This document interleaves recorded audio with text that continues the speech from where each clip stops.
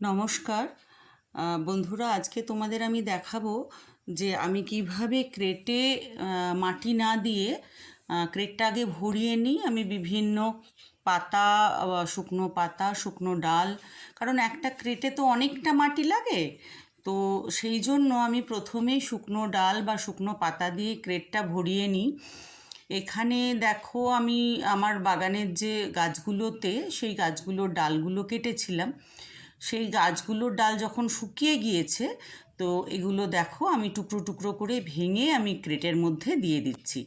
তো এই ক্রেটটা মোটামুটি ভর্তি করেই কিন্তু দিতে হবে, যে অল্প দিয়ে সেটা করবে না, কারণ এগুলো কিন্তু বসে যাবে, একদম নিচে বসে যাবে।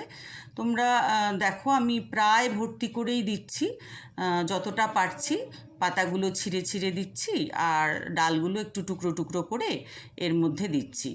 তো এইভাবে সবজির যে ক্রেটগুলো হয় বাজারে, অনেক সময় একটু ফেটে টেটে গেলে সেগুলো অল্প দামে, আমি এগুলো 20 টাকা করে কিনেছি।